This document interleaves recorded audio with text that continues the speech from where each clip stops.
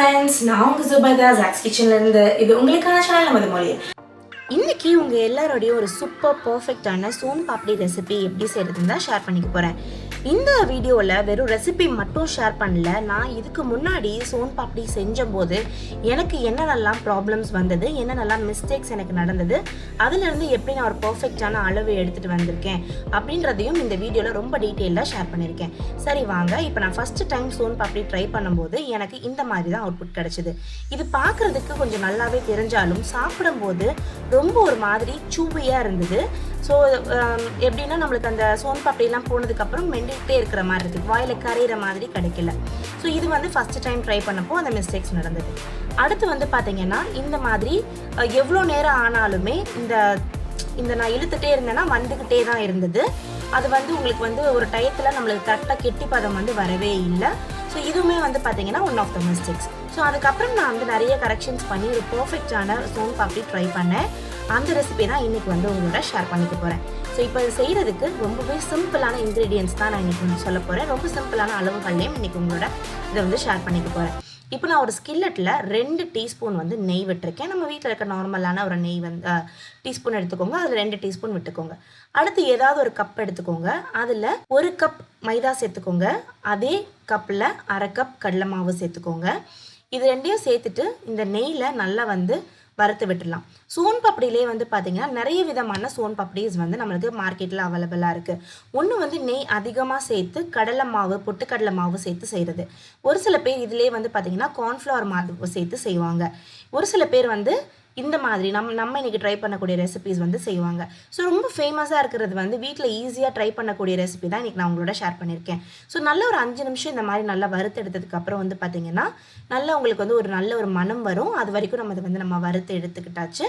இப்போ ஸ்டவ் வந்து ஆஃப் பண்ணிவிட்டு இதை வந்து ஒரு ஜல்லடையில் நான் மாற்றிட்டு கட்டிகள் எதுவுமே இல்லாமல் நான் அந்த மாதிரி ஜலிச்சு எடுத்துக்கிறேன். ஸோ இந்த மாதிரி நல்லா ஜலிச்சு சாஃப்டான பவுடராக எடுத்துக்கிட்டாச்சு. இதை வந்து சைடில் எடுத்து வச்சிடலாம். நல்லா இந்த மாதிரி பரப்பிட்டு கொஞ்சம் ஆறட்டும், சைடில் எடுத்து வச்சுட்டு இப்போ நம்ம வந்து சுகர் சிரப் ரெடி பண்ணிடலாம். இப்போ நான் இங்கே ஒரு பேன் எடுத்து வச்சுருக்கேன். நல்லா அடி கனமாக இருக்கக்கூடிய பேன் எடுத்துக்கோங்க. நான் இன்றைக்கி ஸ்டெயின்லெஸ் ஸ்டீல் எடுத்திருக்கேன். எதுக்காகன்னு பார்த்தீங்கன்னா உங்களுக்கு வந்து அந்த கலர் மாறுறதெல்லாம் தெரியணுன்றதுக்காக. இப்போ இதில் வந்து நான் 1/2 கப்பு சீனி சேர்த்துக்க போகிறேன்.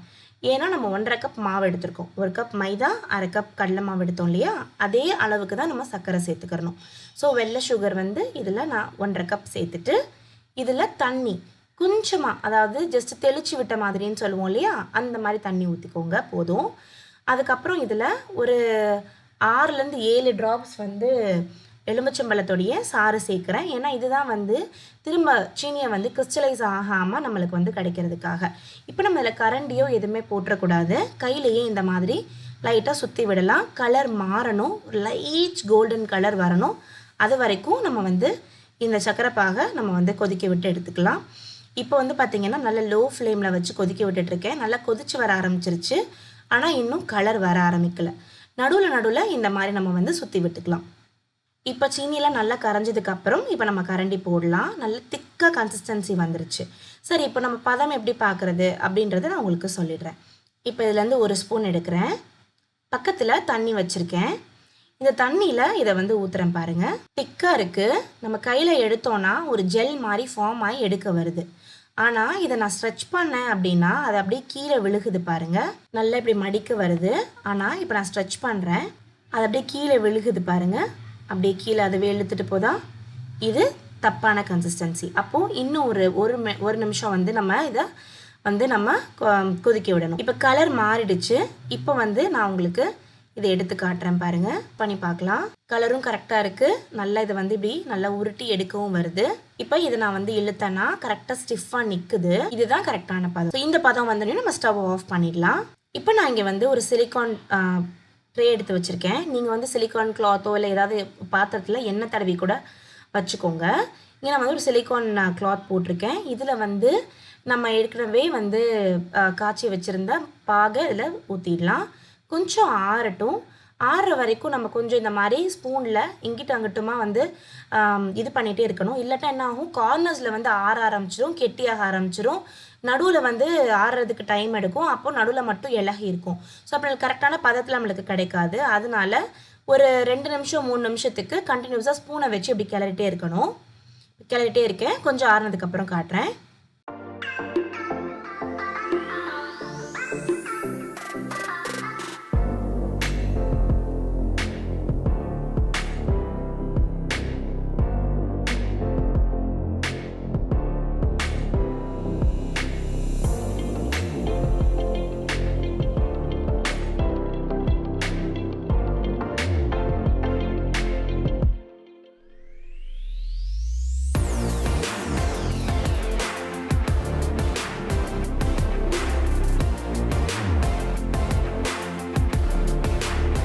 இப்போ பாருங்க நல்ல கை பொறுக்கிற சூட்டுக்கு வந்துருச்சு.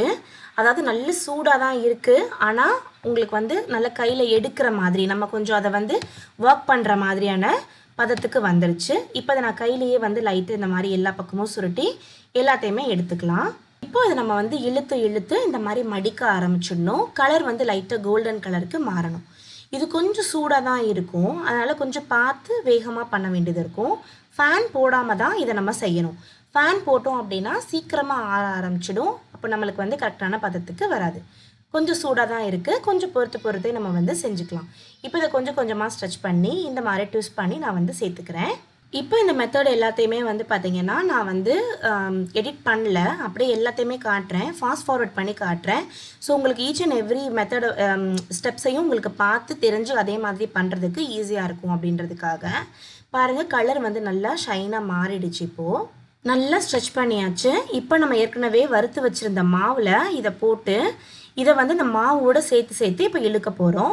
இதுதான் வந்து மெயின் டெக்னிக்கு. இப்போ இதில் வந்து லேயர்ஸ் ஃபார்ம் ஆகிறதுக்கு இந்த மாவு வந்து ரொம்பவே ஹெல்ப் பண்ணும். இப்போ இதில் கொஞ்சம் கொஞ்சமாக போடணும். இதுலேயுமே நான் ஒரு மிஸ்டேக் பண்ணேன் ஸ்டார்டிங்கில். இந்த ஓரங்கள்லாம் இழுக்காமல் நடுவில் மட்டுமே இழுத்துட்டு இருந்தேன். அப்போ ஓரங்கள் இருக்கிறது கொஞ்சம் திக்காக நிற்க ஆரம்பிச்சிடுச்சு. ஸோ நீங்கள் இழுக்கும்போது எல்லா பக்கமும் சரியான அளவில் இப்போ நான் காமிச்சிருக்க மாதிரி இழுத்துக்கோங்க. ஸோ இதை மாதிரி மெதுவாக ஸ்ட்ரெச் பண்ணி அதை திரும்ப வந்து ஒரு 8 மாதிரி போட்டு ரோல் பண்ணி திரும்பவும் அந்த மாவில் வச்சு நம்ம வந்து திரும்பவும் இதை இழுக்க ஆரம்பிக்கணும். இது எவ்வளோ தூரத்துக்கு இழுக்கணும் அப்படின்னு பார்த்தீங்கன்னா, மாவு இந்த நம்ம பண்ணியிருக்க கேரமல் வந்து நல்லா உங்களுக்கு இறுகி அதுவே இழுக்க முடியாத அளவுக்கு ஒரு ஸ்டேஜுக்கு வரும். அது வரைக்கும் நம்ம அதில் வந்து மாவு போட்டு இந்த மாதிரி இழுக்கணும். இப்போ பாருங்கள் நல்லா உதிரியாக கிடச்சிருச்சு. இப்போ இதில் இருக்க எக்ஸ்ட்ரா மாவெல்லாம் நம்ம தட்டி விட்டுட்டு இதை ஒன்றா பிரிச்சுக்கலாம். நான் வந்து கடலை மாவு சேர்த்துருக்கேன் இல்லையா, அதனால் ஒரு லைட் எல்லோயிஷ் கலரில் வந்திருக்கு. இதே நீங்கள் வந்து கார்ன்ஃப்ளவர் மாவு சேர்த்திங்க அப்படின்னா நல்ல வெள்ளை கலரில் கிடைக்கும். இப்போ இதை வந்து எப்படி நம்ம வந்து சர்வ் பண்ணணும் அப்படின்னு சொல்லிடுறேன். இப்போ நான் ஒரு பவுல் எடுத்திருக்கேன். இதில் கொஞ்சமாக நட்ஸ் வந்து தூவுறேன். அதுக்கப்புறம் நம்ம செஞ்சு வச்சுருக்க சோன் பாப்படியை அதில் அப்படியே ரொம்ப அமுக்காமல் லைட்டாக இந்த மாதிரி ஃபில் பண்ணிவிட்டு அதை எடுத்து அப்படியே வச்சோம் அப்படின்னா சூப்பரான சோன் பாப்படி வந்து ரெடி ஆகிடுச்சு. இதை வந்து காற்று போகாமல் நல்ல ஒரு ஏர்டைட் கண்டெய்னரில் போட்டு நம்ம ஸ்டோர் பண்ணி வச்சுக்கிட்டோன்னா நல்லாயிருக்கும். இந்த மாதிரி ஒரு சின்ன பீசஸாக கூட நீங்கள் வந்து எடுத்து, அதாவது இந்த மாதிரி ரவுண்டாக நான் காமிச்சிருக்கேன்ல, இந்த மாதிரி ரவுண்டாக கூட நீங்கள் எடுத்து நல்ல ஒரு பாலித்தீன் கவருக்குள்ளே போட்டு சிங்கிள் சர்வ்ஸ்க்கு கூட நீங்கள் வந்து அதை எடுத்து வச்சுக்கலாம். ரொம்ப நல்லாயிருக்கும். ரொம்ப டேஸ்டியான சூப்பரான சோன் பாப்படி ரெடி ஆகிடுச்சு. இது நீங்கள் வீட்டில் ட்ரை பண்ணி பார்த்துட்டு எப்படி வந்திருக்குன்ற உங்களுடைய கருத்தை மறக்காமல் எனக்கு கமெண்ட்டில் சொல்லுங்கள். நான் இதே மாதிரி ஒரு சூப்பரான பர்ஃபெக்டான ஃபெயில் ப்ரூஃப் ரெசிபீஸோடு உங்களோட சந்திக்கிறேன். அது வரைக்கும் உங்களிடமிருந்து விடைபெறுவது உங்களுடைய ஜுபைதா. அண்ட் மறக்காமல் சேனலை சப்ஸ்கிரைப் பண்ணுங்கள், உங்கள் ஃப்ரெண்ட்ஸோடையும் ஷேர் பண்ணுங்கள். Bye bye.